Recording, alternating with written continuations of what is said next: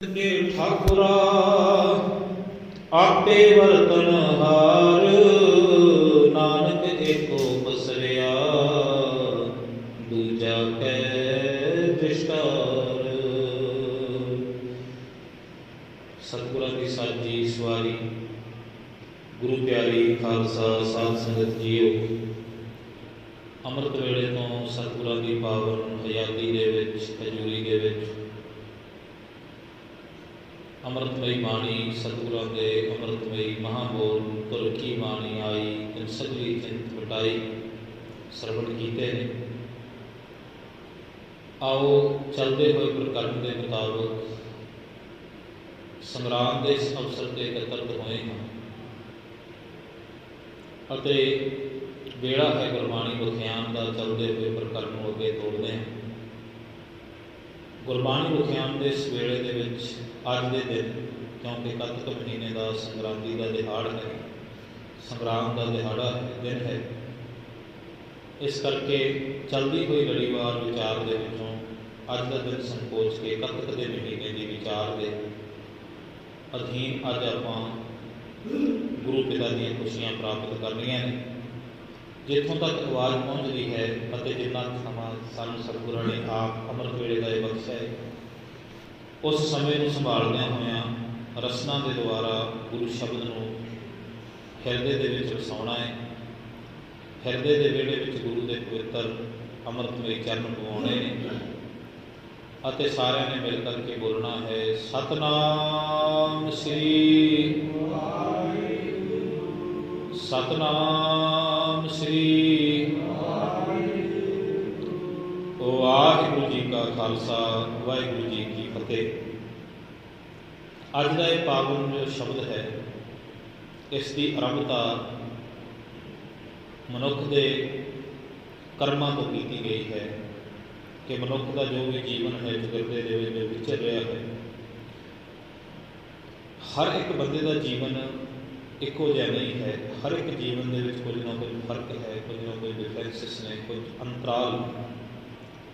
उस अंतर का, उस फर्क का की कारण है, तो अज के इस शब्द में गुरु पिता ने बख्शिश किया। साहिब पातशाह कहते हैं कत्तक कर्म कमावणे। कत्तक का यह महीना, इस महीने को आधार बनाते हुए, इस महीने को बेस बनाते हुए साहिब पातशाह विचार की आरंभ करते हैं। वो कहते कत्तक का महीना कर्मां की सोझी दिंदा है मनुख को, कि मनुख हमेशा अपने कर्मां वाल किते ख्याल नहीं करता। वैसे असी जबानी कलामी कई बार कह दें मेरे कर्म मेरे भाग, पर असल दे विच मेरे भाग ते मेरे कर्म उन्हां दे विच कित्थे समस्या है, ये मैं देखने का यतन नहीं करता। सतगुरु सच्चे पातशाह कहते हैं कत्तक कर्म कमावणे दोष न काहू जोग। जीवन में जो कुछ असी हाँ वो दूजियां करके नहीं, असी अपने आप करके। बस ये एक वड्डी समस्या है कि असी अपने आप को देख नहीं सकते, अपने वाल मनुख का ध्यान नहीं जाता, दूसरों वाल निगाह जाती है, दूसरों वाल गौर जाती है। तो इस करके बंदा दोष जोड़ा है चुफेरे में दूसरों के उत्ते बढ़ना शुरू कर दिता है। अपने अंदर की जी समर्था, अपने अंदर का जोड़ा ज्ञान है, अपने अंदर की जिहड़ियां कमियां ने उन्हां वाल गौर नहीं करता। अगे सतगुरु सच्चे पातशाह कहते हैं किस तरह के कर्मा करके तू, किस तरह के कर्म कमा के तू दुखी होना है। बड़ा नरोल सौखा शब्द है, सुखैन ढंग के नाल व्याख्या की गई। वो कहते दूजिਆਂ के उत्ते दोष जदों तू देने शुरू करता है तो तेरे मन के ख्याल होता है कि जो कुछ हाँ मैं दूजिਆਂ करके दुखी हाँ। पर सतगुरु अगे कहते हैं, वो कहते परमेश्वर के भुलिया तेरे कर्मां दे विच सब तो पहली जिहड़ी रुकावट की, तेनों दुख क्यों आए, क्यों समस्यावां आईयां, किहड़ी ऐसी। क्योंकि जदों भी कोई मरीज भी किसी डॉक्टर के कोल जाता है ना, तो वो पेशेंट जाके जदों डॉक्टर को कहता मैंने फलानी बीमारी आ गई, तो डॉक्टर उसकी जदों पूरी की पूरी जिहड़ा हैगा बॉडी चैकअप जो पूरे का पूरा वो ਪ੍ਰੋਫਾਈਲ ਨੂੰ ਦੇਖਦਾ ਹੈ, ਸਰੀਰ ਦੇ ਟੈਸਟ ਕਰਦਾ ਹੈ, ਜਾਂ ਜੋ ਵੀ ਵਿਧੀ ਹੈ ਉਹਦਾ ਦੇਖਣ ਦਾ ਜਿਹੜਾ ਤਰੀਕਾ ਹੈ, ਉਹਦੇ ਮੁਤਾਬਕ ਪਹਿਲਾਂ ਰੋਗ ਨਹੀਂ ਲੱਭਿਆ ਜਾਂਦਾ, ਪਹਿਲਾਂ ਰੋਗ ਦਾ ਕਾਰਨ ਲੱਭਿਆ ਜਾਂਦਾ ਹੈ। ਕਿਉਂਕਿ ਕੋਈ ਵੀ ਚੀਜ਼ ਕਾਰਨ ਤੋਂ ਬਿਨਾਂ ਨਹੀਂ ਪੈਦਾ ਹੁੰਦੀ। ਕਾਰਨ ਠੀਕ ਹੋਣ ਤੇ ਚੀਜ਼ਾਂ ਠੀਕ ਪੈਦਾ ਹੁੰਦੀਆਂ ਨੇ, ਜੇ ਕਾਰਨ ਗਲਤ ਹੋਣ ਤੇ ਚੀਜ਼ਾਂ ਗਲਤ ਪੈਦਾ ਹੁੰਦੀਆਂ। ਕਾਰਨ ਵੀ ਦੋ ਤਰ੍ਹਾਂ ਦੇ ਨੇ। ਇੱਕ ਕਾਰਨ ਠੀਕ ਹੁੰਦਾ ਹੈ ਕਿਸੇ ਚੀਜ਼ ਦਾ, ਉਹਦੇ ਰੁੱਤ ਵੀ ਠੀਕ ਹੋਵੇ, ਸਮਾਂ ਵੀ ਠੀਕ ਹੋਵੇ, ਬੀਜ ਵੀ ਠੀਕ ਹੋਵੇ ਤੇ ਫਸਲ ਪ੍ਰਫੁੱਲਤ ਹੁੰਦੀ। ਰੁੱਤ ਵੀ ਠੀਕ ਨਾ ਹੋਵੇ, ਬੀਜ ਵੀ ਠੀਕ ਨਾ ਹੋਵੇ, ਸਮਾਂ ਵੀ ਠੀਕ ਨਾ ਹੋਵੇ, ਬੀਜਣ ਵਾਲੇ ਦੀ ਜਿਹੜਾ ਹੈਗਾ ਅਕਲ ਲਤਾਕਤ ਵੀ ਠੀਕ ਨਾ ਹੋਵੇ, ਤਾਂ ਫਿਰ ਐਸੇ ਖੇਤ ਵਿੱਚ ਕਦੇ ਖੇਤੀ ਨਹੀਂ ਹੋ ਸਕਦੀ। ਆਹ ਸਰੀਰ ਵੀ ਇੱਕ ਖੇਤ ਹੈ, ਤੇ ਇਸ ਸਰੀਰ ਰੂਪੀ ਖੇਤ ਦੇ ਵਿੱਚ ਅਸੀਂ ਕਰਮਾਂ ਦੇ ਬੀਜ ਵੀ ਬੋਉਂਦੇ ਹਾਂ। ਜੇ ਬੀਜਣ ਵਾਲੇ ਨੂੰ ਠੀਕ ਬੀਜਣੇ ਨਾ ਆਉਂਦੇ ਹੋਣ, ਸਮਾਂ ਵੀ ਠੀਕ ਨਾ ਹੋਵੇ, ਧਰਤੀ ਵੀ ਠੀਕ ਨਾ ਰੱਖੀ ਹੋਵੇ ਜਿਹਦੇ ਵਿੱਚ ਬੀਜ ਬੀਜ ਰਹੇ ਨੇ, ਤਾਂ ਉਹ ਫਿਰ ਫਸਲ ਪ੍ਰਫੁੱਲਤ ਨਹੀਂ ਹੁੰਦੀ। ਬੁਰੇ ਕਰਮਾਂ ਦੀ ਜਿਹੜਾ ਹੈਗਾ ਇੱਕ ਵੱਡਾ ਕਾਰਨ ਹੈਗਾ ਵੀ ਬੁਰੇ ਕਰਮਾਂ ਨੂੰ ਸਮਾਂ ਵੀ ਠੀਕ ਮਿਲ ਜਾਂਦਾ ਹੈ, ਬੁਰੇ ਕਰਮਾਂ ਨੂੰ ਧਰਤੀ ਵੀ ਠੀਕ ਮਿਲ ਜਾਂਦੀ, ਕਿਉਂਕਿ ਧਰਤੀ ਉਹ ਜੀ ਸਰੀਰ ਉਹੋ ਜਿਹਾ ਹੈ। ਇਸੇ ਕਰਕੇ ਬੁਰੇ ਕਰਮ ਬਹੁਤ ਛੇਤੀ ਪ੍ਰਫੁੱਲਤ ਹੁੰਦੇ ਨੇ, ਕਿਉਂਕਿ ਚਿਗਰਦਾ ਹੈ, ਵਾਤਾਵਰਨ ਹੈ, ਸਭ ਕੁਝ ਅਵੇਲੇਬਲ ਹੈ, ਉਪਲਬਧ ਹੈ। ਸ਼ੁਭ ਕਰਮਾਂ ਵਾਸਤੇ ਸਰੀਰ ਰੂਪੀ ਖੇਤ ਤਿਆਰ ਕਰਨਾ ਪੈਂਦਾ ਹੈ। ਉਸ ਖੇਤ ਦੀ ਤਿਆਰੀ ਦਾ ਅੱਜ ਤਰੀਕਾ ਦੱਸਦੇ ਨੇ ਸਤਿਗੁਰੂ ਜੀ। ਸਾਹਿਬ ਪਾਤਸ਼ਾਹ ਕਹਿੰਦੇ ਨੇ, ਕਤਕ ਕਰਮ ਕਮਾਵਣੇ ਦੋਸ਼ ਨਾ ਕਾਹੂ ਜੋ। ਜੀਵਨ ਦੇ ਵਿੱਚ ਜੋ ਤੂੰ ਕਰਮ ਕਮਾ ਰਿਹਾ ਨਾ, ਤੇ ਤੇਰੇ ਕਰਮਾਂ ਦੇ ਰਿਪਲਾਈ ਦੇ ਵਿੱਚ, ਇਵਜ਼ ਦੇ ਵਿੱਚ, ਬਦਲ ਦੇ ਵਿੱਚ ਤੈਨੂੰ ਜੋ ਕੁਝ ਮਿਲ ਰਿਹਾ ਹੈ, ਉਹ ਅਸਲ ਦੇ ਵਿੱਚ ਤੇਰੇ ਬੀਜੇ ਹੋਏ ਦਾ ਹੀ ਤੈਨੂੰ ਮਿਲ ਰਿਹਾ ਹੈ। ਇਹ ਕਿਸੇ ਦਾ, ਦੂਜੇ ਦਾ ਪਰਾਲਬਧ ਤੈਨੂੰ ਨਹੀਂ ਮਿਲ ਰਿਹਾ। ਬਸ ਤੂੰ ਆਪਣੇ ਆਪ ਨੂੰ ਬਚਾਉਣ ਵਾਸਤੇ ਦੂਜਿਆਂ ਵੱਲ ਉਂਗਲ ਕਰ ਦੇਣਾ ਹੈਗਾ। ਪਰ ਗੌਰ ਨਾਲ ਆਪਣੇ ਆਪ ਨੂੰ ਕਿਤੇ ਦੇਖੀ ਤੇ ਫਿਰ ਤੈਨੂੰ ਪਤਾ ਲੱਗੇਗਾ ਤੇਰੇ ਦੁੱਖਾਂ ਦਾ ਮੂਲ ਕਾਰਨ ਕੀ ਹੈ। ਹੂਬਹੂ ਉਸੇ ਤਰ੍ਹਾਂ ਜਦੋਂ ਡਾਕਟਰ ਮਰੀਜ਼ ਨੂੰ ਦੇਖਦਾ ਹੈ ਤੇ ਉਹ ਮਰੀਜ਼ ਨੂੰ ਕਹਿੰਦਾ ਵੀ ਤੇਰੀ ਬਿਮਾਰੀ ਦਾ ਕਾਰਨ ਤੂੰ ਹੀ ਹੈ। ਮਰੀਜ਼ ਭਾਵੇਂ ਇਸ ਚੀਜ਼ ਨੂੰ ਜਿਹੜਾ ਹੈਗਾ ਇਗਨੋਰ ਕਰ ਦੇਵੇ, ਡਾਕਟਰ ਕਹਿੰਦਾ ਹੈ ਤੂੰ ਕਿਸੇ ਗਰਮ ਜਗ੍ਹਾ ਤੋਂ ਆਇਆ ਹੋਵੇਗਾ ਤੇ ਠੰਡਾ ਪਾਣੀ ਪੀ ਲਿਆ ਹੋਵੇਗਾ ਤਾਂ ਤੈਨੂੰ ਸਰਦ ਗਰਮ ਹੋ ਗਿਆ। ਹੁਣ ਮਰੀਜ਼ ਦਾ ਕਾਰਨ, ਮਰੀਜ਼ ਕੀ ਕਹਿੰਦਾ? ਮਰੀਜ਼ ਕਹਿੰਦਾ ਜੀ ਠੰਡੇ ਪਾਣੀ ਨਾਲ ਮੈਂ ਬਿਮਾਰ ਹੋ ਗਿਆ। ਉਹ ਕਹਿੰਦੇ ਠੰਡੇ ਪਾਣੀ ਨਾਲ ਨਹੀਂ, ਤੇਰੇ ਅੰਦਰ ਦੀ ਉੱਠੀ ਹੋਈ ਪਿਆਸ ਨਾਲ ਤੂੰ ਬਿਮਾਰ ਹੋਇਆ। ਤੂੰ ਆਪਣੀ ਪਿਆਸ ਨੂੰ 2-4 ਮਿੰਟ ਵਾਸਤੇ ਰੋਕ ਲੈਂਦਾ ਨਾ, ਤੇ ਉਹੀ ਠੰਡੇ ਪਾਣੀ ਨੇ ਤੈਨੂੰ ਠੰਡਕ ਦੇਣੀ ਸੀ। ਤੈਨੂੰ ਠੰਡਾ ਪਾਣੀ ਦਿਸ ਗਿਆ ਜਿਹਨੇ ਤੈਨੂੰ ਬਿਮਾਰ ਕੀਤਾ। ਅਸਲ ਦੇ ਵਿੱਚ ਤੈਨੂੰ ਤੇਰੇ ਅੰਦਰ ਉੱਠੀ ਹੋਈ ਪਿਆਸ ਨਹੀਂ ਦਿਸੀ, ਤੇ ਤੂੰ ਉਸ ਪਿਆਸ ਦੇ ਵਿੱਚ ਜਿਹੜਾ ਪਾਣੀ ਪੀਤਾ, ਤੈਨੂੰ ਤੇਰੀ ਪਿਆਸ ਨੇ ਬਿਮਾਰ ਕੀਤਾ ਹੈ, ਪਾਣੀ ਨੇ ਨਹੀਂ। ਫਿਰ ਬੰਦਾ ਕਹਿੰਦਾ ਜੀ ਮੈਂ ਉਹ ਬੇਢੰਗਾ ਖਾਣਾ ਖਾ ਗਿਆ, ਉਸ ਖਾਣੇ ਨੇ ਮੈਨੂੰ ਬਿਮਾਰ ਕੀਤਾ ਹੈ। ਫਿਰ ਸਿਆਣਾ ਡਾਕਟਰ ਇਹ ਕਹੇਗਾ ਤੈਨੂੰ ਖਾਣੇ ਨੇ ਨਹੀਂ ਬਿਮਾਰ ਕੀਤਾ। ਜੇ ਉਸੇ ਖਾਣੇ ਨੂੰ ਤੂੰ ਆਪਣੀ ਭੁੱਖ ਨੂੰ ਸੰਕੋਚ ਕੇ ਖਾਧਾ ਹੁੰਦਾ ਤੇ ਸ਼ਾਇਦ ਤੂੰ ਬਿਮਾਰ ਨਾ ਹੁੰਦਾ, ਉਹੀ ਖਾਣਾ ਤੇਰੇ ਸਰੀਰ ਨੂੰ ਲੱਗ ਜਾਣਾ ਸੀ। ਪਰ ਉਸੇ ਖਾਣੇ ਨੇ ਤੇਰੇ ਅੰਦਰ ਜ਼ਹਿਰ ਪੈਦਾ ਕਰ ਦਿੱਤਾ। ਉਹਦਾ ਕਾਰਨ ਤੂੰ ਆਪ ਹੈ, ਕਿਉਂਕਿ ਤੇਰੀ ਸੁਰਤ ਦੇ ਵਿੱਚ ਉਸ ਖਾਣੇ ਨੂੰ ਖਾਣ ਦਾ ਤਰੀਕਾ ਨਹੀਂ ਸੀ। ਤੇਰੀ ਭੁੱਖ ਨੇ ਉਸ ਖਾਣੇ ਦੀ ਕੁਆਂਟੀਟੀ ਇੰਨੀ ਵਧਾ ਦਿੱਤੀ ਕਿ ਤੂੰ ਵੱਧ ਮਾਤਰਾ ਵਿੱਚ ਖਾ ਗਿਆ, ਜਿਹੜਾ ਤੇਰੇ ਵਾਸਤੇ ਬਿਮਾਰੀ ਦਾ ਕਾਰਨ ਬਣ ਗਿਆ। ਇਸੇ ਤਰ੍ਹਾਂ ਹੀ ਅਨੇਕਾਂ ਚੀਜ਼ਾਂ ਜਿਹੜੀਆਂ ਨੇ ਜੀਵਨ ਵਿੱਚ ਜਦੋਂ ਆਉਂਦੀਆਂ ਨੇ, ਤੇ ਅਸੀਂ ਪਦਾਰਥ ਨੂੰ ਕਾਰਨ ਮੰਨ ਲੈਂਦੇ ਹਾਂ, ਜਦੋਂ ਕਿ ਸਾਡੇ ਵਰਤਣ ਦਾ ਤਰੀਕਾ ਕਾਰਨ ਹੁੰਦਾ ਹੈ। ਉਸੇ ਤਰ੍ਹਾਂ ਜੀਵਨ ਦੀਆਂ ਬਾਤਾਂ ਨੇ। ਜੀਵਨ ਵਿੱਚ ਅਸੀਂ ਕਿਸੇ ਰਿਸ਼ਤੇ ਨੂੰ ਕਾਰਨ ਮੰਨਦੇ ਹਾਂ ਵੀ ਮੈਨੂੰ ਫਲਾਣੇ ਰਿਸ਼ਤੇ ਨੇ ਬੜਾ ਦੁੱਖ ਦਿੱਤਾ, ਪਰ ਅਸਲ ਦੇ ਵਿੱਚ ਦੁੱਖ, ਸਪੋਜ਼ ਕਰੋ ਕੋਈ ਬੰਦਾ ਸੋਚਦਾ ਹੈ ਪੁੱਤਰ ਤੋਂ ਬਹੁਤ ਦੁੱਖ ਮਿਲ ਰਹੇ ਨੇ, ਬੱਚਾ ਗੱਲ ਨਹੀਂ ਸੁਣਦਾ, ਜਿੱਧਰ ਜਾਂਦਾ ਹੈ ਆਪਣੀ ਮਰਜ਼ੀ ਕਰਦਾ ਹੈ, ਇਹ ਬੱਚਾ ਮੇਰੇ ਵਾਸਤੇ ਬੜਾ ਦੁੱਖਦਾਈ ਹੈ। ਤਾਂ ਫਿਰ ਉੱਥੇ ਸਿਆਣੇ ਜਿਹੜੇ ਫਿਲੋਸਫਰ ਦੇ ਦਿਮਾਗ ਦੇ ਡਾਕਟਰ ਨੇ ਨਾ, ਜਿਹੜੇ ਸੁਰਤ ਦਾ ਇਲਾਜ ਕਰਦੇ ਨੇ, ਤੇ ਉਹ ਕਹਿੰਦੇ ਨੇ ਨਹੀਂ, ਇਸ ਬੱਚੇ ਨੇ ਅੱਜ ਹੀ ਤੇਰੇ ਹੁਕਮ ਦੀ ਨਾਫਰਮਾਨੀ ਕਰਨੀ ਸ਼ੁਰੂ ਨਹੀਂ ਕੀਤੀ। ਇਹ ਤਾਂ ਜਿਸ ਦਿਨ ਇਹਨੂੰ ਪਤਾ ਵੀ ਨਹੀਂ ਸੀ ਕਿ ਹੁਕਮ ਕੀ ਹੈ, ਜਿਸ ਦਿਨ ਇਹਨੂੰ ਤੋੜਨਾ ਸੀ, ਉਸ ਦਿਨ ਤੂੰ ਇਹਦੀ ਉਂਗਲ ਠੀਕ ਢੰਗ ਨਾਲ ਨਹੀਂ ਫੜੀ ਹੋਣੀ, ਤਾਂ ਇਹ ਅੱਗੇ ਜਾ ਕੇ 10-20 ਸਾਲਾਂ 'ਚ ਬਿਮਾਰੀ ਪੈਦਾ ਹੋਈ। ਫਿਰ ਬੰਦਾ ਕਹਿੰਦਾ ਧੀ ਮੇਰੇ ਕਹਿਣੇ ਵਿੱਚ ਨਹੀਂ ਹੈ, ਪੁੱਤਰ ਪਤਨੀ ਇਸ ਤਰ੍ਹਾਂ ਦੀਆਂ ਸਮੱਸਿਆਵਾਂ ਆਉਂਦੀਆਂ ਨੇ, ਫਲਾਣਾ ਰਿਸ਼ਤੇਦਾਰ ਧੋਖਾ ਕਰ ਗਿਆ। ਤਾਂ ਫਿਰ ਉੱਥੇ ਜਿਹੜੇ ਸਿਆਣੇ ਲੋਕ ਨੇ, ਜਿਹੜੇ ਧਰਮ ਦੀ ਜਾਣਕਾਰੀ ਰੱਖਦੇ ਨੇ, ਜਿਹੜੇ ਧਰਮ ਦੇ ਬਾਰੇ ਗਹਿਰਾ ਗਿਆਨ ਰੱਖਦੇ ਨੇ ਜਾਂ ਮਨੁੱਖੀ ਸੁਭਾਅ ਬਾਰੇ ਜਾਣਦੇ ਨੇ, ਉਹ ਕਹਿੰਦੇ ਨੇ ਬਿਮਾਰੀਆਂ ਇੱਕ ਦਿਨ 'ਚ ਨਹੀਂ ਆਉਂਦੀਆਂ। कोई धोखा करने वाला बंदा उन्होंने तू समा दिता तो उन्हें धोखा किया। तेरे बिहेवियर के कुछ ना कुछ जरूर होगा, तेरे वालों कुछ ना कुछ। मुहम्मद वाहिगुरू महात्मा बुद्ध ने एक बड़ी कीमती गल कही। वो कहते कोई कमरा है, कमरा कहते उन्नी देर तक धूड़ नाल नहीं भरदा जिन्नी देर तक उस कमरे दी खिड़कियां ना खुलियां होण।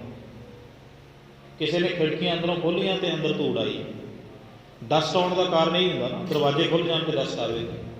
वो कहते चोर नूं चोरी करने का मौका उन्नी देर तक नहीं मिलता जिन्नी देर तक पहरेदार जिहड़ा हैगा वो कमज़ोर ना हो। चोर नूं चोरी करने का मौका उसकी अपनी कला करके नहीं, पहरेदार की कमजोरी करके मिलता है। शर्त यह है कि चोर पहरेदार की कमजोरी को पहचान लेंदा भी इस थां ते उन्हें कमज़ोर हो गया तो उन्होंने वार करने का मौका मिल गया। उस तरह किसान फसलां बीजदा है, बीमारी को हमला करने का मौका सिद्धिया नहीं मिलता। किसान की कुछ समय की अणगहली या वातावरण की आसे पासे या वो सांभ संभाल के थोड़ा जिहा फर्क पिया तो बीमारी आके घेर लेती।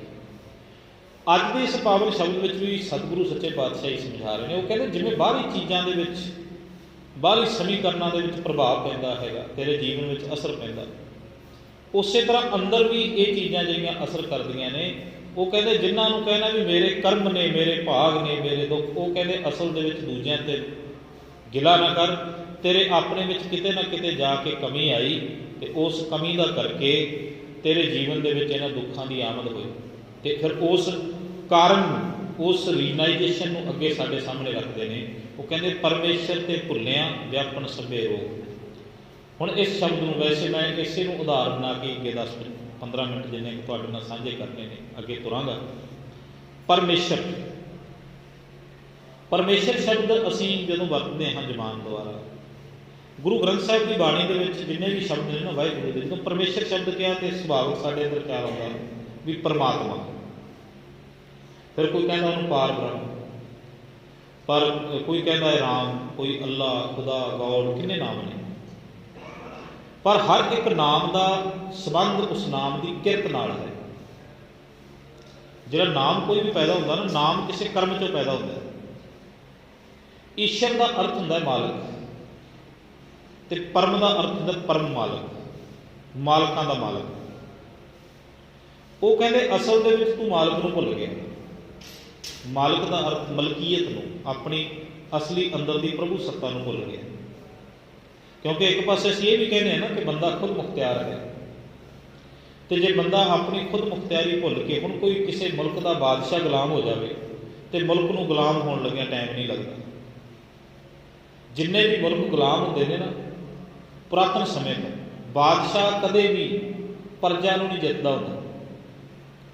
लंबे समय दीयां लड़ाइयां का इतिहास पढ़ लो, सारे इतिहास के विच एक ही चीज़ कॉमन तुहानूं मिलेगी कि फलाने राजे ने हराया। तुसीं किते इतिहास विच नहीं पढ़ोगे कि फलाने राजे ने फलानी प्रजा नूं हरा दिता, क्योंकि प्रजा नहीं लड़दी हुंदी। प्रजा तो जिहड़ा राजा कुर्सी ते बैठ जाता है, प्रजा तो उसके पिछे चलती हुंदी। तो हिंदुस्तान के सब तो वध लड़ाइयां किते तुसीं देखो गौर नाल दिल्ली विच हो गए। अज भी दिल्ली लड़ाई का गढ़ है, अज भी लोग दिल्ली आज़ाद कराउण वास्ते तुरे हुए हैं। दिल्ली ते कब्जा करने के यतन ने, क्योंकि हिंदुस्तान का केवल इतिहास की गल करना। क्यों हर एक बंदा दिल्ली वाल नूं दौड़दा है? कारण की है? दिल्ली के उत्ते शासक बैठता है, तो जिन्हें उस नूं कुर्सी ते ला के कुर्सी फड़ लई, सारा देश उसदे थल्ले हो जाएगा। इसे करके दिल्ली नूं जितण दा यतन करदा हर एक बंदा। मनुख दे विच भी एक ऐसी चीज़ है जिहड़ी जित्ती जावे, बाकी सारा शरीर फिर गुलाम हो जाता है। वो की है? मनुख की आत्मा। मनुख दे विच जिहड़ा इहदा मेन जिहड़ा सुप्रीम है, जिन्हें सारे शरीर में चलाउणा है, वो है मनुख की आत्मा। तो गुरु ग्रंथ साहिब सच्चे पातशाह कहते जो आत्मा मन के अधीन हो जाती है, तो मन है अगे विकारां के अधीन, तो विकारां के अधीन मन फिर इस सारे शरीर को विकारां द्वारा चलाना शुरू कर देता है। जे आत्मा सर्वपरी है, आत्मा जी अपने आप में आज़ाद हो गई, तो आत्मा को संस्यां की गुलामी नहीं करनी पवेगी। बंदे नूं 3 तरह की गुलामी जी हैगी वो सहनी पैंदी है, आत्मिक तौर पर, शरीरक तौर पर। 3 तरह की गुलामी हैगी है। एक तो हैगा दुख, दूजी हैगी भुख, ਤੇ ਤੀਜਾ ਹੈਗਾ ਸੰਸਾ, ਸਹਿਸਾ, ਪਰਮ। ਤਿੰਨ ਤਰ੍ਹਾਂ ਦੀ ਗੁਲਾਮੀ ਜਦੋਂ ਮਨ ਸਵੀਕਾਰ ਕਰ ਲੈਂਦਾ ਇਸ ਗੁਲਾਮੀ ਨੂੰ ਆਤਮਾ ਸਵੀਕਾਰ ਕਰ ਲੈਂਦੀ ਹੈ, ਬੰਦਾ ਆਜ਼ਾਦ ਨਹੀਂ ਰਹਿੰਦਾ। ਜਿਵੇਂ ਮੱਕੜੀ ਆਪਣਾ ਜਾਲਾ ਤਿਆਰ ਕਰਦੀ ਹੈ ਤੇ ਉਹ ਆਪਣੇ ਜਾਲ ਵਿੱਚ ਆਪ ਹੀ ਫਸ ਜਾਂਦੀ ਹੈ ਨਾ, ਉਸੇ ਤਰ੍ਹਾਂ ਹਰ ਇੱਕ ਮਨੁੱਖ ਨੇ ਆਪਣਾ ਜਾਲ ਇੱਕ ਤਿਆਰ ਕਰ ਲਿਆ ਤੇ ਉਸ ਟਰੈਕ ਵਿੱਚ, ਉਸ ਜਾਲ ਵਿੱਚ ਆਪ ਹੀ ਫਸ ਗਿਆ। ਅੱਜ ਦੇ ਇਸ ਪਾਵਨ ਸ਼ਬਦ ਵਿੱਚ ਗੁਰੂ ਸਾਹਿਬ ਇਹ ਕਹਿੰਦੇ ਨੇ, ਉਹ ਕਹਿੰਦੇ ਪਰਮੇਸ਼ਰ ਤੇ ਭੁੱਲਿਆ, ਤੂੰ ਸੁਪਰੀਮ ਸੈਂ, ਖੁਦ ਮੁਖਤਿਆਰ ਸੈਂ, ਤੂੰ ਆਪਣੀ ਖੁਦ ਮੁਖਤਿਆਰੀ ਭੁੱਲ ਗਿਆ। ਪਰਮੇਸ਼ਰ ਤੇ ਭੁੱਲਣ ਦਾ ਮਤਲਬ ਹੈ ਰੱਬ ਦਾ ਉਹ ਗੁਣ ਜਿਹੜਾ ਪ੍ਰਭੂ ਸੱਤਾ ਸਥਾਪਿਤ ਕਰਦਾ, ਜਿਹੜਾ ਮਨੁੱਖ ਦੇ ਅੰਦਰ ਰਾਜ ਸੱਤਾ ਦਾ ਜਨਮਦਾਤਾ ਹੈ। ਪਰਮੇਸ਼ਰ ਕੋਈ ਐਸੀ ਸ਼ਖਸੀਅਤ ਨਹੀਂ ਜਿਹਨੂੰ ਤੁਸੀਂ ਛੂਹ ਸਕੋ। ਪਰਮੇਸ਼ਰ ਇੱਕ ਐਸਾ ਗੁਣ ਹੈ ਜਿਹੜਾ ਤੁਹਾਡੇ ਅੰਦਰ ਆਜ਼ਾਦੀ ਸਥਾਪਿਤ ਕਰਦਾ ਹੈਗਾ। ਤੇ ਜਦੋਂ ਕੋਈ ਮਨੁੱਖ ਆਤਮਿਕ ਤੌਰ 'ਤੇ ਆਜ਼ਾਦ ਫਿਜ਼ਾ ਵਿੱਚ ਰਹਿਣਾ ਸਿੱਖ ਜਾਵੇ, ਹੁਣ ਆਜ਼ਾਦੀ ਕਿਹੜੀ ਚੀਜ਼ ਦੀ, ਬੰਦਾ ਗੁਲਾਮ ਕਿਹੜੀ ਚੀਜ਼ ਦਾ ਹੁੰਦਾ ਹੈ? ਸੱਚ ਜਾਣੋ, ਜਿਹੜਾ ਅੰਦਰੋਂ ਆਜ਼ਾਦ ਹੋ ਗਿਆ ਉਹਨੂੰ ਬੇੜੀਆਂ ਗੁਲਾਮ ਨਹੀਂ ਕਰ ਸਕਦੀਆਂ। ਮਨੁੱਖ ਆਜ਼ਾਦ ਤੇ ਗੁਲਾਮ ਹੁੰਦਾ ਹੈ ਆਪਣੇ ਖਿਆਲਾਂ ਕਰਕੇ। ਮਨੁੱਖ ਆਪਣੇ ਹੀ ਲਾਲਚ ਦੇ ਵਿੱਚ ਗੁਲਾਮ ਹੋ ਜਾਂਦਾ ਹੈ। ਮਨੁੱਖ ਆਪਣੇ ਲੋਭ ਵਿੱਚ ਗੁਲਾਮ ਹੁੰਦਾ ਹੈ। ਕੁਝ ਲੋਕ ਆਪਣੇ ਕਾਮ ਦੇ ਕਰਕੇ ਗੁਲਾਮ ਹੋ ਜਾਂਦੇ ਨੇ, ਕੋਈ ਕ੍ਰੋਧ ਦੇ ਕਰਕੇ ਗੁਲਾਮੀ ਸਹਿੰਦੇ ਨੇ। ਧੰਨ ਗੁਰੂ ਗ੍ਰੰਥ ਸਾਹਿਬ ਦੀ ਪਾਵਨ ਬਾਣੀ ਦੇ ਵਿੱਚ ਨਾ ਇੱਕ ਸ਼ਬਦ ਆਉਂਦਾ ਹੈਗਾ, ਸਤਿਗੁਰੂ ਕਹਿੰਦੇ ਮ੍ਰਿਗ ਮੀਨ ਭ੍ਰਿੰਗ ਪਤੰਗ ਕੁੰਚਰ ਏਕ ਦੋਖ ਵਿਨਾਸ਼। ਉਹ ਕਹਿੰਦੇ ਨਾ ਹਰ ਇੱਕ ਜੀਵ ਆਪਣੀ ਕਿਸੇ ਲਾਲਚ, ਕਿਸੇ ਅੰਦਰ ਦੇ ਗਿਆਨ ਇੰਦਰੇ ਦੀ ਕਮਜ਼ੋਰੀ ਕਰਕੇ ਗੁਲਾਮ ਹੁੰਦਾ ਹੈ। ਮਿਰਗ ਮੀਨ ਭ੍ਰਿੰਗ ਪਤੰਗ ਕੁੰਚਰ। ਮਿਰਗ ਤੁਸੀਂ ਦੇਖਿਆ ਹੋਵੇਗਾ, ਮਿਰਗ ਤਾਂ ਛੋਟਾ ਜਿਹਾ ਜਾਨਵਰ ਹੈ, ਕੋਈ ਬਹੁਤਾ ਤਾਕਤਵਰ ਨਹੀਂ ਹੁੰਦਾ, ਪਰ ਇਹਦੇ ਵਿੱਚ ਫੁਰਤੀ ਬਹੁਤ ਹੁੰਦੀ ਹੈ। ਛੇਤੀ ਕਿਤਿਆਂ ਇਹ ਜੰਗਲ ਦੇ ਸ਼ਿਕਾਰੀ ਜਾਨਵਰ ਸ਼ੇਰ ਦੇ ਨੂੰ ਵੀ ਛੇਤੀ ਕਿਤਿਆਂ ਡਾਜ ਨਹੀਂ ਦਿੰਦਾ ਹੈ। ਪਰ ਕਹਿੰਦੇ ਮਿਰਗ ਦੀ ਗੁਲਾਮੀ ਦਾ ਕਾਰਨ ਹੁੰਦਾ, ਮਿਰਗ ਨੂੰ ਨਾ ਕੰਨਾਂ ਦਾ ਰੋਗ ਹੈ। ਇਹ ਕੰਨਾਂ ਦੇ ਰਸ ਦੇ ਵਿੱਚ ਆਪਣੇ ਆਪ ਨੂੰ ਭੁੱਲ ਜਾਂਦਾ ਹੈ। ਤੇ ਫਿਰ ਵਾਪਰਦਾ ਕੀ ਹੈ ਮਿਰਗ ਦਾ? ਘੰਡਾ ਜਿਹੜਾ ਇੱਕ ਨਾਦ ਬਣਾਇਆ ਜਾਂਦਾ ਤੇ ਉਸ ਨਾਦ ਨੂੰ ਜਦੋਂ ਵਜਾਉਂਦੇ ਨੇ ਨਾ, ਮੱਠਾ ਮੱਠਾ ਨਾਦ ਵੱਜਦਾ ਤੇ ਮਿਰਗ ਦਾ ਜਿਹੜਾ ਰੋਗ ਆ ਉੱਠ ਖੜਦਾ ਹੈ, ਅੰਨਾ ਹੋ ਜਾਂਦਾ ਉਸ ਰਾਗ ਦੇ ਵਿੱਚ। ਰਾਗ ਉਹਨੂੰ ਖਿੱਚ ਕੇ ਉਸ ਥਾਂ ਤੇ ਲੈ ਜਾਂਦਾ ਜਿੱਥੇ ਉਹ ਨਾਦ ਵੱਜ ਰਿਹਾ ਹੁੰਦਾ ਘੰਡਾ। ਮਿਰਗ ਭੁੱਲ ਜਾਂਦਾ ਚਫੇਰੇ ਦੇ ਵਿੱਚ ਕਿ ਮੈਂ ਇੱਕ ਕਮਜ਼ੋਰ ਹਾਂ, ਕਬੀਰ ਹਰਨਾ ਦੂਬਲਾ ਇਹ ਹਰਿਆਰਾ ਤਾਲ। ਮੈਨੂੰ ਫੜਨ ਵਾਸਤੇ ਸ਼ਿਕਾਰੀ ਫੰਦੇ ਲਾਉਂਦੇ ਨੇ, ਮੈਨੂੰ ਫੜਨ ਵਾਸਤੇ ਸ਼ਿਕਾਰੀ ਜਾਨਵਰ ਉਹ ਥਾਂ ਥਾਂ 'ਤੇ ਜਾਲ ਵਿਛਾਏ ਹੋਏ ਨੇ। ਸ਼ਿਕਾਰੀ ਜਾਨਵਰਾਂ ਨੇ ਜਿਹੜਾ ਹੈਗਾ ਉਹ ਸ਼ਿਸ਼ਤਾਂ ਲਾਈਆਂ ਹੋਈਆਂ ਨੇ। ਤਾਂ ਹੁਣ ਉਹ ਮਿਰਗ ਜਦੋਂ ਭੁੱਲਦਾ ਹੈਗਾ ਤੇ ਉਹ ਆ ਕੇ ਜਿਹੜੀ ਥਾਂ 'ਤੇ ਨਾਦ ਵੱਜ ਰਿਹਾ ਨਾ ਉੱਥੇ ਖੜ ਜਾਂਦਾ ਆਰਾਮ ਨਾਲ। ਤੇ ਜਦੋਂ ਹੀ ਰੁਕਦਾ ਹੈ ਉਸੇ ਵਕਤ ਹੀ ਉਹ ਵਾੜੀ ਦੇ ਗੇਟ ਬੰਦ ਹੋ ਜਾਂਦੇ ਨੇ ਤੇ ਮਿਰਗ ਗੁਲਾਮ ਹੋ ਜਾਂਦਾ। ਅੱਜ ਸਾਨੂੰ ਕੰਨਾਂ ਦਾ ਰੋਗ ਲੱਗਿਆ ਹੋਇਆ ਤੇ ਅਸੀਂ ਲੱਚਰ ਗੀਤਾਂ ਦੇ ਗੁਲਾਮ ਵੀ ਹੋ ਗਏ। ਤੇ ਫਿਰ ਉਹਨਾਂ ਲੱਚਰ ਗੀਤਾਂ ਵਿੱਚ ਇੰਨਾ ਗੁਲਾਮ ਹੋ ਗਏ ਆ ਕਿ ਅੱਜ ਸਾਡੀ ਨੌਜਵਾਨ ਪੀੜ੍ਹੀ, ਮਾਫ਼ ਕਰ ਦੇਣਾ ਸ਼ਬਦ ਮੈਨੂੰ ਵਰਤਣੇ ਪੈਣਗੇ, 50% ਤਾਂ ਕਲਾਕਾਰਾਂ ਪਿੱਛੇ ਲੜਦੇ ਪਏ ਨੇ। ਇਹਨਾਂ ਨੂੰ ਇਹ ਹੀ ਨਹੀਂ ਪਤਾ ਕਿ ਸਾਡੇ ਜੀਵਨ ਦਾ ਡੈਸਟੀਨੇਸ਼ਨ ਕੀ ਹੈ, ਅਸੀਂ ਪੰਜਾਬੀ ਕੌਣ ਹਾਂ। ਮੈਂ ਇੱਕ ਕੇਵਲ ਕੌਮੀ ਪੱਧਰ 'ਤੇ ਗੱਲ ਕਰਾਂ ਕਿ ਪੰਜਾਬ ਦੀ ਕੌਮ ਕਿਸ ਤਰ੍ਹਾਂ ਦੀ ਹੈ, ਅਸੀਂ ਪੰਜਾਬੀ ਕੌਮ ਦੇ ਲੋਕ, ਅਸੀਂ ਪਿਛੋਕੜ ਸਾਡਾ ਕੀ ਹੈ, ਸਾਡੀ ਰੂਟ ਕਾਸਟ ਕੀ ਹੈ, ਕਿੱਥੋਂ ਅਸੀਂ ਆਏ ਹਾਂ, ਸਾਡਾ ਕਿਹੋ ਜਿਹਾ ਸੁਭਾਅ ਸੀ। ਅਸੀਂ ਆਪਣਾ ਇਖਲਾਕੀ ਸੁਭਾਅ ਗਵਾ ਬੈਠੇ। ਮਿਰਗ ਦਾ ਸੁਭਾਅ ਸੀ ਕਿ ਉਹਨੇ ਡਾਜ ਨਹੀਂ ਦੇਣੀ ਸੀ ਕਿਸੇ ਵੀ ਸ਼ਿਕਾਰੀ ਨੂੰ, ਤੇ ਅਸੀਂ ਕੰਨਾਂ ਦੇ ਰੋਗ ਕਰਕੇ ਅੱਜ ਅਨੇਕਾਂ ਕਲਾਕਾਰਾਂ ਦੇ ਚਾਰ ਸਪੇਰੇ ਝੁੱਟ ਬਣਾ ਬਣਾ ਕੇ ਬੈਠੇ। ਭੇਡਾਂ ਬੱਕਰੀਆਂ ਵਾਲੀ ਗੱਲ ਹੋ ਗਈ। ਫਿਰ ਉਹ ਕਹਿੰਦੇ ਨੇ ਮਿਰਗ, ਫਿਰ ਕਹਿੰਦੇ ਨੇ ਮੱਛੀ। ਮੱਛੀ ਨੂੰ ਇੱਕ ਰੋਗ ਹੁੰਦਾ ਹੈਗਾ, ਮੀਨ ਨੂੰ, ਮਿਰਗ ਮੀਨ, ਮਛਲੀ ਨੂੰ ਰੋਗ ਹੈ, ਉਹਨੂੰ ਜ਼ੁਬਾਨ ਰੋਗ ਹੈ, ਜੀਭ ਦਾ ਰਸ। ਹੁਣ ਇਸੇ ਜੀਭ ਦੇ ਨਾਲ ਤਾਂ ਸਿਮਰਨ ਕਰਨਾ ਸੀ, ਇਸੇ ਜੀਭ ਦੇ ਨਾਲ ਸੱਚ ਦੀ ਆਵਾਜ਼ ਉਠਾਉਣੀ ਸੀ। ਤੇ ਇਹ ਜੀਭ ਰਸ ਨੂੰ ਕੇਵਲ ਇੰਨਾ ਕੁ ਮਾਣ ਸਕਦੀ ਕਿ ਅਸਲ ਦੇ ਵਿੱਚ ਜੀਭ ਦੇ ਵਿੱਚ ਜਿਹੜੇ ਆਪ ਨੂੰ ਪਤਾ ਹੋਵੇ 1 ਅਰਬ ਤੋਂ ਵੀ ਵੱਧ ਸਵਾਦ, 100 ਕਰੋੜ ਤੋਂ ਵੀ ਵੱਧ ਸਵਾਦ ਜੀਭ ਚੱਕ ਸਕਦੀ। ਇਹ ਜੀਭ ਦੇ ਵਿੱਚ ਕੁਝ ਐਸੇ ਗਲਾਈਨਸ, ਕੁਝ ਐਸੀਆਂ ਗ੍ਰੰਥੀਆਂ ਨੇ।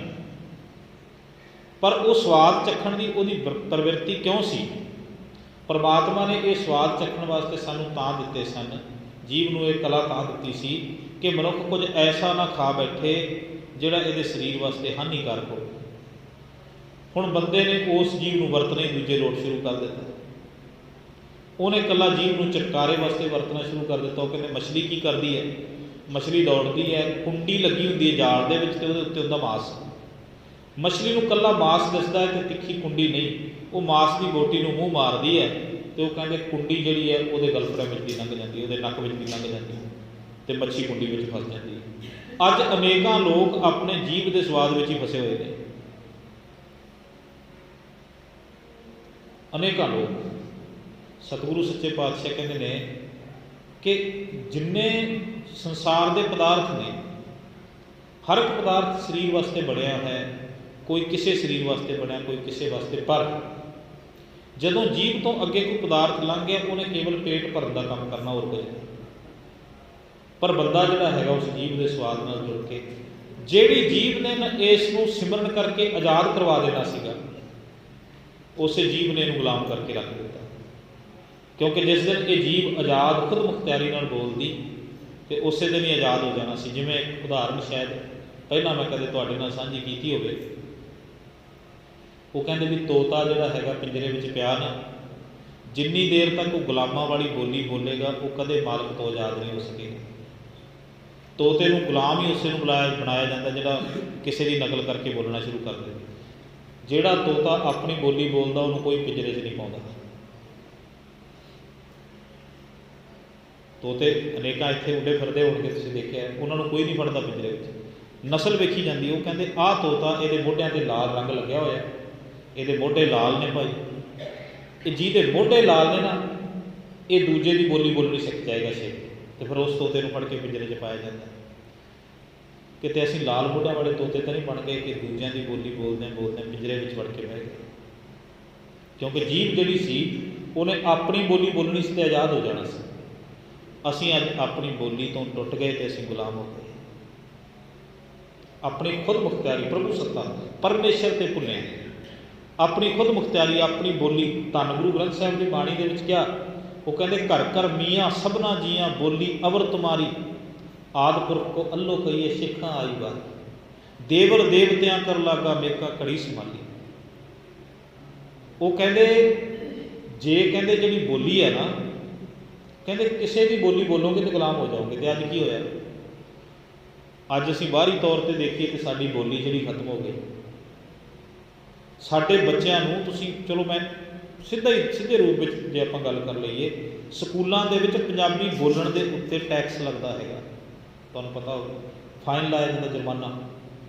ਐਸੇ ਸਕੂਲ ਨੇ ਅਤੇ ਅਸੀਂ ਬੜੀ ਖੁਸ਼ੀ ਨਾਲ ਉਹਨਾਂ ਸਕੂਲਾਂ ਵਿੱਚ ਆਪਣੇ ਬੱਚਿਆਂ ਨੂੰ ਭੇਜਦੇ ਹਾਂ ਕਿ ਸਾਡੇ ਬੱਚਿਆਂ ਨੂੰ ਜੁਰਮਾਨਾ ਲਾਓ, ਇਹਨਾਂ ਦੀ ਬੋਲੀ ਭੁੱਲ ਜਾਣੀ ਚਾਹੀਦੀ ਹੈ।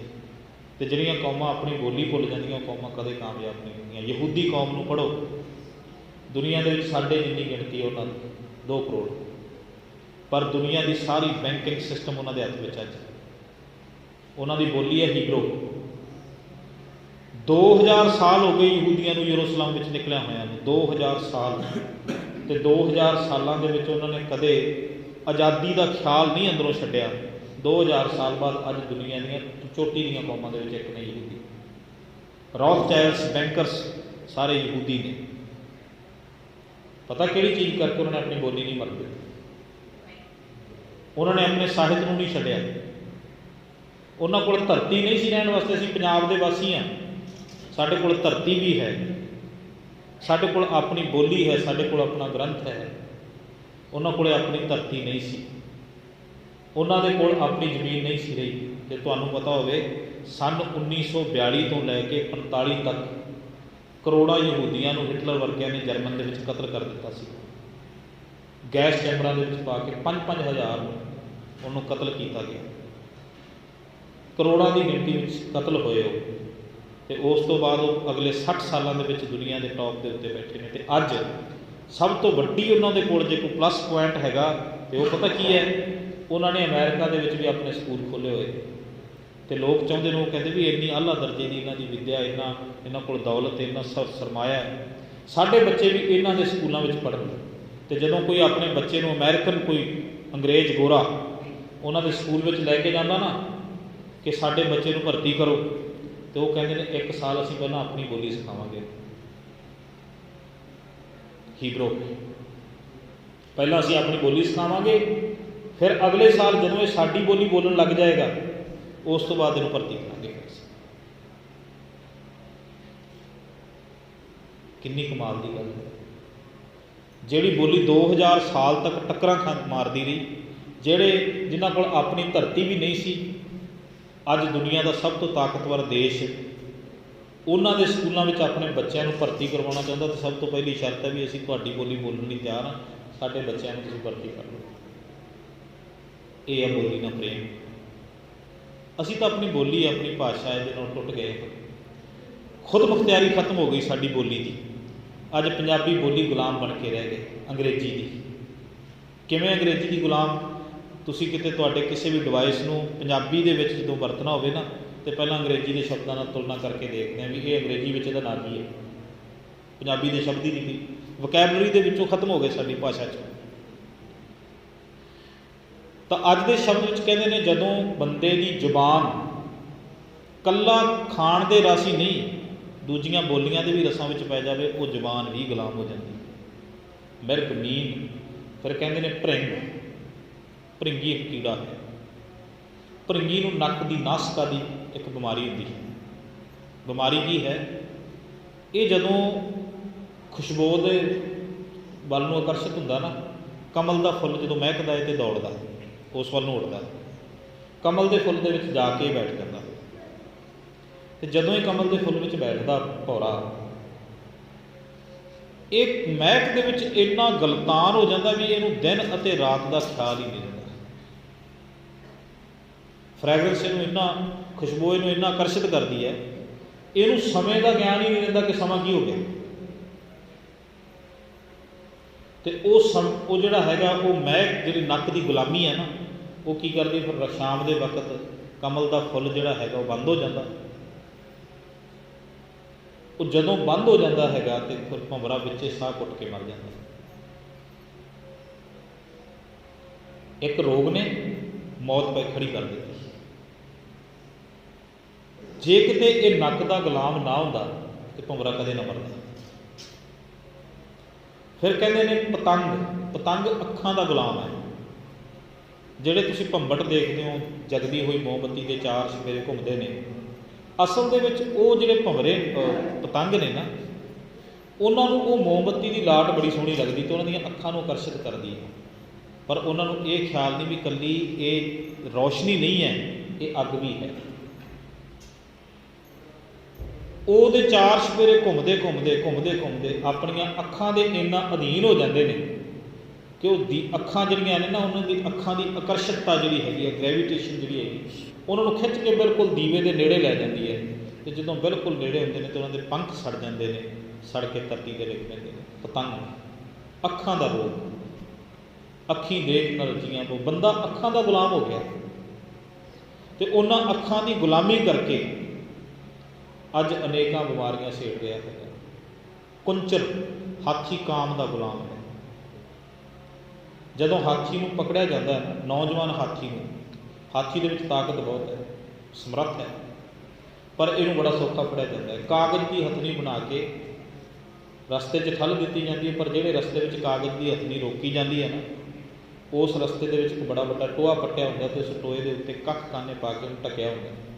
हाथी कागज़ की हथनी वल नूं दौड़दा ते उस टोए दे विच डिग पैंदा है, तो फिर उस हाथी के मत्थे दे विच अंकुश ला के उस हाथी तो घर घर भीख मंगाई जाती है।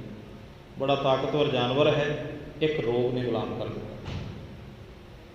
अज के इस पावन शब्द में गुरु पिता कहते हैं कि ऐ मनुख, तू अपने अंदर की वो समर्था जिहड़ी खुद मुख्तियारी की समर्था सी वो गवा दी। इसे करके तू हुण रोना कर्मां ते असल दे विच तेरा सब तो बुरा कर्म वो सी जदों तू अपने आप की आज़ादी नूं गवाया।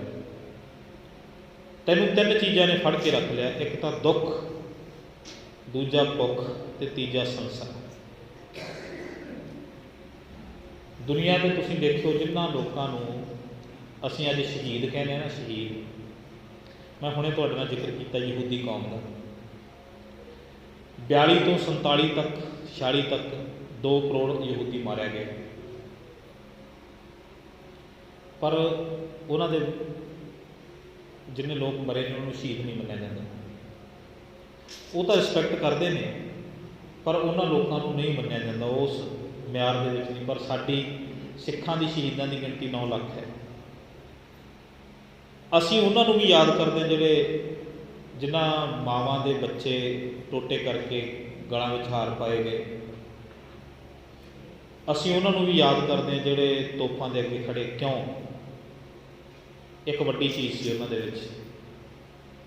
ਜਦੋਂ ਯਹੂਦੀਆਂ ਨੂੰ ਗੈਸ ਚੈਂਬਰਾਂ ਵਿੱਚ ਤੁੰਨ ਕੇ ਭਰ ਕੇ ਗੈਸ ਛੱਡੀ ਗਈ ਨਾ, ਉਦੋਂ ਕਰਲਾ ਰਹੇ ਸੀ ਵੀ ਸਾਨੂੰ ਛੱਡ ਦਿਓ, ਹੱਥ ਜੋੜਦੇ ਸੀ।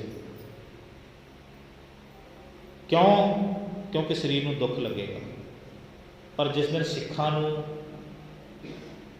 ਤਸੀਹੇ ਦਿੱਤੇ ਗਏ ਨਾ, ਗੁਰੂ ਅਰਜਨ ਸਾਹਿਬ ਪਾਤਸ਼ਾਹ ਤੋਂ ਲੈ ਕੇ ਤੇ ਅੱਜ ਤੱਕ ਦਾ ਸਮਾਂ ਦੇਖ ਲਓ, ਗੁਰੂ ਅਰਜਨ ਦੇਵ ਜੀ ਸਰੀਰਕ ਦੁੱਖਾਂ ਦੇ ਗੁਲਾਮ ਨਹੀਂ ਹੋਏ।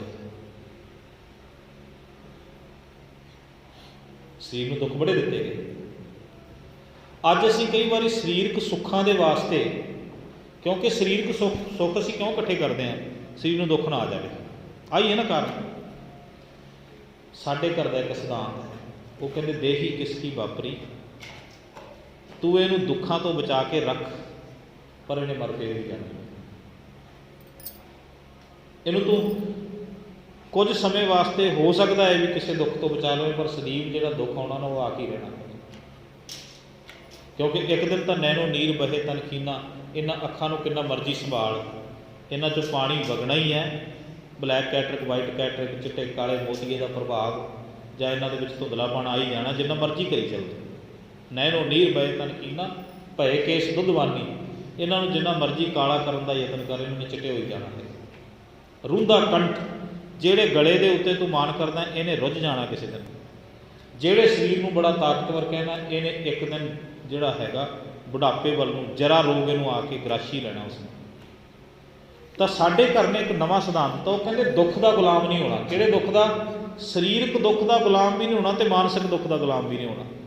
ਜਦੋਂ ਸਰੀਰਕ ਦੁੱਖ ਦਿੱਤੇ ਗਏ, ਤੱਤੀ ਤਵੀ ਤੇ ਬਿਠਾਇਆ ਗਿਆ ਤੇ ਸਾਡਾ ਗੁਰੂ ਸ਼ਾਂਤ ਰਿਹਾ। ਜਦੋਂ ਸਰੀਰਕ ਦੁੱਖ ਦਿੱਤੇ ਗਏ, ਅੱਜ ਆ ਜਿਹੜਾ ਮਹੀਨਾ ਹੈਗਾ, ਕੱਤਕ ਦਾ ਮਹੀਨਾ ਚੜ੍ਹਿਆ ਹੈ, 6ਵੇਂ ਪਾਤਸ਼ਾਹ ਨੂੰ ਜਦੋਂ ਤੁਸੀਂ ਦੇਖਦੇ ਹੋ ਨਾ, ਤੇ ਅੱਜ ਵੀ ਗਵਾਲੀਅਰ ਦੇ ਕਿਲ੍ਹੇ ਨੂੰ ਜਾ ਕੇ ਦੇਖੋ, ਤੁਸੀਂ ਦਰਸ਼ਨ ਕਰੋ ਉਸ ਸਥਾਨ ਦੇ। ਜਿਹੜੀ ਥਾਂ ਵਿੱਚ ਵੀ ਸਤਿਗੁਰਾਂ ਨੂੰ ਲੰਘਾ ਕੇ ਕੈਦ ਕੀਤਾ ਗਿਆ ਸੀਗਾ, ਉਸ ਥਾਂ 'ਤੇ ਪ੍ਰਬੰਧ ਇਸ ਤਰ੍ਹਾਂ ਦਾ ਕੀਤਾ ਗਿਆ ਸੀ ਵੀ ਗੁਰੂ ਕਦੇ ਵੀ ਵਾਪਸ ਬਾਹਰ ਨਾ ਆਵੇ। ਤੇ ਜਦੋਂ ਸਤਿਗੁਰੂ ਸੱਚੇ ਪਾਤਸ਼ਾਹ ਨੂੰ ਉੱਥੇ ਰੱਖਿਆ ਗਿਆ ਸੀ ਨਾ, ਜਿਹੜਾ ਖਾਣਾ ਦਿੱਤਾ ਗਿਆ ਸੀ ਉਹ ਜ਼ਹਿਰੀਲਾ ਸੀ। ਜਿਹੜੀ ਪੁਸ਼ਾਕ ਸੀ ਉਹਦੇ ਵਿੱਚ ਵੀ ਜ਼ਹਿਰ ਦੀ ਵਰਤੋਂ। ਜਿਹੜੀਆਂ ਉੱਥੇ ਧੂਫਾਂ ਧੁਖਾਈਆਂ ਜਾਂਦੀਆਂ ਸੀਗੀਆਂ, ਉਹ ਧੂਫਾਂ ਵੀ ਜ਼ਹਿਰੀਲੀਆਂ ਸੀ। ਤੇ ਗੁਰੂ ਦੀ ਉਮਰ ਸੀਗੀ ਲਗਭਗ 14-15 ਸਾਲ, ਨੌਜਵਾਨ ਉਮਰ। ਤੇ ਅੱਜ ਦਾ ਕੋਈ ਮਨੁੱਖ ਇਸ ਉਮਰ ਵਿੱਚ ਜੇ ਸਮਾਜ ਵਾਸਤੇ ਕੁਝ ਕਰਦਾ ਤੇ ਪਹਿਲਾਂ ਸੋਚੇਗਾ ਪਹਿਲਾਂ ਆਪਣਾ ਸਰੀਰ ਤਾਂ ਬਚਾਈਏ। ਪਰ ਜਦੋਂ ਵੀ ਕਿਤੇ ਜਾ ਕੇ ਗੱਲ ਕੀਤੀ ਜਾਂਦੀ ਵੀ ਸਤਿਗੁਰੂ ਇਸ ਤਰ੍ਹਾਂ ਤੁਸੀਂ ਜੇ ਨਾ ਬਾਹਰ ਆਏ, ਸਤਿਗੁਰੂ ਕਹਿੰਦੇ ਨਹੀਂ, ਇਹ ਸਰੀਰ ਨੂੰ ਖਤਮ ਕੀਤਾ ਜਾ ਸਕਦਾ, ਜਿਹੜੀ ਵਿਚਲੀ ਜੋਤ ਆ ਨਾ ਉਹਨੂੰ ਖਤਮ ਨਹੀਂ ਕੀਤਾ ਜਾ ਸਕਦਾ। ਮੇਰੀ ਜੋਤ ਆਜ਼ਾਦ ਹੈ, ਇਹ ਸਰੀਰਕ ਦੁੱਖਾਂ ਦੀ ਗੁਲਾਮ ਨਹੀਂ। ਤੇ ਫਿਰ ਜਦੋਂ ਸਿੱਖਾਂ ਤੇ ਮਾਨਸਿਕ ਦੁੱਖ ਆਏ, ਸਿੱਖ ਮਾਨਸਿਕ ਦੁੱਖ ਦਾ ਗੁਲਾਮ ਵੀ ਨਹੀਂ ਹੋਇਆ। ਮਾਨਸਿਕ ਦੁੱਖ ਕੀ? ਜਿਹੜੀਆਂ ਚੀਜ਼ਾਂ ਨਾਲ ਸਾਡਾ ਮਨ ਜੁੜਿਆ। ਹੁਣ ਇੱਕ ਤਾਂ ਸਰੀਰ ਨੂੰ ਦੁੱਖ ਹੈ ਸਿੱਧਾ, ਮੈਨੂੰ ਤਕਲੀਫ, ਜਿਵੇਂ ਬੰਦ ਕੱਟ ਦੇਣਾ, ਚਮੜੀ ਲਾਹ ਦੇਣੀ, ਖੱਲ ਲਾਹ ਦੇਣੀ, ਫਿਰ ਆਰਿਆਂ ਨਾਲ ਚੀਰੇ ਜਾਣਾ, ਇਹ ਸਰੀਰ ਦੇ ਦੁੱਖ ਨੇ। ਪਰ ਇੱਕ ਮਨ ਦਾ ਦੁੱਖ ਹੈ। ਮਨ ਦਾ ਦੁੱਖ ਕੀ ਹੁੰਦਾ? ਇੱਕ ਤਾਂ ਸਾਡਾ ਆਹ ਸਰੀਰ ਹੈ ਤੇ ਇੱਕ ਮਨ ਕਰਕੇ ਸਾਡਾ ਸਰੀਰ ਬਣਿਆ ਹੋਇਆ, ਜਿਹਦੇ ਨਾਲ ਸਾਡੇ ਰਿਸ਼ਤੇ ਜੁੜੇ ਨੇ। ਤੇ ਮਨ ਦੁਖੀ ਕਦੋਂ ਹੁੰਦਾ ਹੈਗਾ? ਮਨ ਦੁਖੀ ਹੁੰਦਾ ਜਦੋਂ ਜਿਹੜੇ ਰਿਸ਼ਤਿਆਂ ਦੇ ਨਾਲ ਅਸੀਂ ਜੁੜੇ ਹੋਏ ਹਾਂ ਉਹਨਾਂ ਨੂੰ ਜਦੋਂ ਚੋਟ ਮਾਰੀ ਜਾਂਦੀ ਹੈ। ਸਾਡੀ ਕੌਮ ਮਾਨਸਿਕ ਦੁੱਖਾਂ ਦੀ ਗੁਲਾਮ ਵੀ ਨਹੀਂ ਸੀ। ਜਦੋਂ ਉਹਨਾਂ ਨੇ ਦੇਖਿਆ ਨਾ ਮੀਰ ਮਨੂ ਨੇ ਕਿ ਇਹ ਜਿਹੜੀਆਂ ਇਸਤਰੀਆਂ ਨੇ, ਜੇ ਇਹਨਾਂ ਨੂੰ ਅਸੀਂ ਸਵਾ ਮਣ ਦੇ ਪੀਣ ਵਾਸਤੇ ਮਜਬੂਰ ਕਰ ਰਹੇ ਹਾਂ, ਪਰ ਇਹਨਾਂ ਨੂੰ ਫਰਕ ਕੋਈ ਨਹੀਂ ਪੈ ਰਿਹਾ, ਉਹ ਕਹਿੰਦੇ ਇਹਨਾਂ ਦਾ ਮਨ ਤੋੜੋ। ਜਿਹੜਾ ਮਨ ਦੇ ਵਿੱਚ ਜਿਹੜੀ ਤਾਕਤ ਹੈਗੀ ਨਾ ਉਹਨੂੰ ਕਮਜ਼ੋਰ ਕਰੋ। ਕਿਵੇਂ ਕਮਜ਼ੋਰ ਕੀਤਾ ਜਾਏਗਾ? ਉਹ ਕਹਿੰਦੇ ਇਹਨਾਂ ਦੀਆਂ ਅੱਖਾਂ ਦੇ ਸਾਹਮਣੇ ਇਹਨਾਂ ਦੇ ਬੱਚਿਆਂ ਦੇ ਤਸੀਹੇ ਜਿਹੜਾ ਹੈਗਾ ਆਹਿਦ ਕਰੋ। ਟੋਟੇ ਕਰਕੇ ਫਿਰ ਗਲਾਂ ਵਿੱਚ ਆਰ ਪਾਏ ਗਏ। ਇਹ ਦੁੱਖ ਕਿਹੜਾ ਸੀ? ਮਾਨਸਿਕ ਦੁੱਖ। ਹੁਣ ਜੇ ਤਾਂ ਕੋਈ ਮਾਨਸਿਕ ਦੁੱਖ ਦਾ ਗੁਲਾਮ ਹੁੰਦਾ ਤੇ ਉਹਨੇ ਕਹਿ ਦੇਣਾ ਸੀ ਵੀ ਮੇਰੇ ਬੱਚੇ ਨੂੰ ਨਾ ਕੁਝ ਵੀ ਕਹੋ, ਇਹਦੇ ਇਵਜ਼ ਦੇ ਵਿੱਚ ਤੁਸੀਂ ਮੇਰੇ ਤੋਂ ਜੋ ਕੁਝ ਕਰਵਾਉਣਾ ਚਾਹੁੰਦੇ ਮੈਂ ਕਰਨ ਲਈ ਤਿਆਰ ਹਾਂ। ਫਿਰ ਤਾਂ ਹੋ ਗਿਆ ਦੁੱਖ ਦਾ ਗੁਲਾਮ। ਪਰ ਹੋਇਆ ਕੀ, ਉਹ ਉਸ ਮਾਨਸਿਕ ਦੁੱਖ ਦੀਆਂ ਗੁਲਾਮ ਨਹੀਂ ਸੀ। ਬੱਚਿਆਂ ਦੇ ਟੋਟੇ ਵੀ ਕੀਤੇ ਅਤੇ ਗਲਾਂ ਵਿੱਚ ਹਾਰ ਵੀ ਪਾਏ, ਪਰ ਉਹਨਾਂ ਨੇ ਕਹਿ ਦਿੱਤਾ ਕਿ ਇਹ ਬੱਚੇ ਦੀ ਸਿੱਖੀ ਸਿਦਕ ਵੀ ਗੁਰੂ ਦੇ ਆਸੇ ਮੁਤਾਬਕ ਨਿਭ ਗਿਆ। ਅਤੇ ਇਹ ਸਾਨੂੰ ਸਿਖਾਇਆ ਕੀ ਨੇ? ਇਹ ਗੁਰੂ ਨੇ ਸਾਨੂੰ ਆਪ ਆਪਣੇ ਸਮੇਂ ਵਿੱਚ ਸਿਖਾ ਦਿੱਤਾ ਸੀ। ਗੁਰੂ ਨੇ ਆਪ ਆਪਣੇ ਪੁੱਤਰਾਂ ਨੂੰ ਚਮਕੌਰ ਦੀ ਗੜੀ ਤੋਂ ਸ਼ਹੀਦ ਹੁੰਦੇ ਦੇਖਿਆ ਸੀ। ਇਹ ਮਾਨਸਿਕ ਦੁੱਖ ਸੀ ਵੈਸੇ, ਕਿਉਂਕਿ ਪੁੱਤਰ ਦਾ ਸੰਬੰਧ ਰਿਸ਼ਤਾ ਮਨ ਨਾਲ ਬਣਦਾ ਨਾ। ਜਿੰਨੀ ਦੇਰ ਤੱਕ ਮਨ ਦੇ ਵਿੱਚ ਕੋਈ ਭਾਵ ਨਹੀਂ, ਰਿਸ਼ਤਾ ਬਣ ਹੀ ਨਹੀਂ ਸਕਦਾ। ਅਸੀਂ ਰੋਨੇ ਵੀ ਉਹਨਾਂ ਰਿਸ਼ਤਿਆਂ ਵਾਸਤੇ ਜਿਨ੍ਹਾਂ ਰਿਸ਼ਤਿਆਂ ਨਾਲ ਸਾਡੀ ਮਾਨਸਿਕ ਅਵਸਥਾ ਜੁੜੀ ਹੋਈ। ਜੇ ਅਸੀਂ ਮਾਨਸਿਕ ਤੌਰ 'ਤੇ ਕਿਸੇ ਰਿਸ਼ਤੇ ਨਾਲ ਜੁੜੇ ਨਹੀਂ ਨਾ, ਅਤੇ ਸਾਹਮਣੇ ਮੌਤ ਵੀ ਹੋ ਜਾਵੇ, ਅਤੇ ਹਾਂ ਚਿਹਰਾ ਸਾਡਾ ਨਿਰਾਸ਼ ਜ਼ਰੂਰ ਹੋਵੇਗਾ, ਪਰ ਅਸੀਂ ਉਸ ਦੁੱਖ ਨੂੰ ਆਪਣੇ ਹਿਰਦੇ 'ਤੇ ਨਹੀਂ ਲਵਾਂਗੇ। ਜਿਹਦੇ ਨਾਲ ਮਨ ਜੁੜਿਆ ਹੈ ਉਹੀ ਰਿਸ਼ਤਾ ਸਾਨੂੰ ਪ੍ਰਭਾਵਿਤ ਕਰਦਾ। ਹੁਣ ਗੁਰੂ ਦਾ ਅਤੇ ਪੁੱਤਰ ਦੇ ਮਨ ਦਾ ਆਪਸ ਵਿੱਚ ਕਿੰਨਾ ਕੁ ਪ੍ਰੇਮ ਹੋਵੇਗਾ? ਬਹੁਤ ਹੋਏਗਾ। ਪਰ ਗੁਰੂ ਨੇ ਉਸ ਮਾਨਸਿਕ ਦੁੱਖ ਨੂੰ ਆਪਣੇ ਉੱਤੇ ਹਾਵੀ ਨਹੀਂ ਹੋਣ ਦਿੱਤਾ। ਫਿਰ ਤੁਸੀਂ ਦੇਖੋ, ਬਾਬਾ ਬੰਦਾ ਸਿੰਘ ਬਹਾਦਰ ਇਹਨਾਂ ਦਿਨਾਂ ਦੇ ਵਿੱਚ 16 ਅਕਤੂਬਰ ਦਾ ਬਾਬਾ ਜੀ ਦਾ ਕੱਲ੍ਹ ਜਨਮ ਦਿਹਾੜਾ ਵੀ ਸੀਗਾ, ਬਾਬਾ ਬੰਦਾ ਸਿੰਘ ਬਹਾਦਰ ਦਾ। ਸਾਨੂੰ ਤਾਂ ਵੈਸੇ ਹੋਰ ਬਹੁਤ ਚੀਜ਼ਾਂ ਯਾਦ ਨੇ। ਸਾਡੇ ਬੱਚੇ 1 ਅਪ੍ਰੈਲ, ਵੈਲੈਂਟਾਈਨ, ਫਲਾਨਾ, ਕ੍ਰਿਸਚਨ, ਵੱਡਾ ਦਿਨ, ਛੋਟਾ ਦਿਨ ਬਥੇਰੇ ਮਨਾਉਂਦੇ ਨੇ, ਪਰ ਸਾਨੂੰ ਆਪਣੇ ਸ਼ਹੀਦਾਂ ਦੇ ਦਿਨ ਨਹੀਂ ਯਾਦ ਰਹਿੰਦੇ। ਇਹ ਬਦਕਿਸਮਤੀ ਸਾਡੀ ਕੌਮ ਦੀ, ਜਿੱਥੋਂ ਸਾਡੀ ਪ੍ਰਭੂ ਸੱਤਾ, ਜਿੱਥੋਂ ਸਾਡੀ ਆਜ਼ਾਦੀ ਦਾ ਮੁੱਢ ਵੱਜਣਾ ਸੀ। ਅੱਜ ਚਲੋ ਮੈਂ ਨਾਲ ਲੱਗਦੀ ਗੱਲ ਹੋਰ ਕਰ ਦੇਵਾਂ ਵੀ ਕਿਸਾਨਾਂ ਦਾ ਸੰਘਰਸ਼ ਵੀ ਚੱਲ ਰਿਹਾ ਹੈ, ਪਰ ਤੁਹਾਨੂੰ ਪਤਾ ਹੋਵੇ ਇਸ ਸੰਘਰਸ਼ ਦੇ ਪਹਿਲਾ ਨੀਂਹ ਪੱਥਰ ਬਾਬਾ ਬੰਦਾ ਸਿੰਘ ਬਹਾਦਰ ਨੇ ਰੱਖਿਆ ਸੀ, ਕਿਉਂਕਿ ਉਹਨਾਂ ਨੇ ਜ਼ਮੀਨਾਂ ਦੇ ਮਾਲਕ ਸਾਨੂੰ ਸਭ ਤੋਂ ਪਹਿਲਾਂ ਉਹਨਾਂ ਨੇ ਬਣਾਇਆ ਸੀ। ਮੁਜ਼ਾਹਰਿਆਂ ਤੋਂ ਜ਼ਮੀਨਾਂ ਖੋਹ ਕੇ ਨਾ, ਜਿਹੜੇ ਪਿੰਡ ਨੇ ਨਾ ਚੰਡੀਗੜ੍ਹ ਦੇ ਲਾਗੇ, ਮਨੀ ਮਾਜਰਾ, ਥੋਰ ਮਾਜਰਾ, ਬੂਰ ਮਾਜਰਾ, ਇਹ ਮਾਜਰੇ ਪਿੰਡ ਪਤਾ ਕਿਉਂ ਨੇ? ਮਾਜਰੇ ਦਾ ਮਤਲਬ ਮੁਜ਼ਾਹਰੇ, ਵੀ ਜ਼ਮੀਨ ਵਾਹੁਣ ਵਾਲੇ ਨੇ ਵਾਹੁਣੀ ਅਤੇ ਫਸਲ ਦਾ ਮਾਲਕ ਕੋਈ ਹੋਰ ਬਣ ਕੇ ਬਹਿ ਜਾਂਦਾ, ਜਿਹੜੇ ਵੱਡੇ ਜ਼ਿਮੀਂਦਾਰ ਸੀ।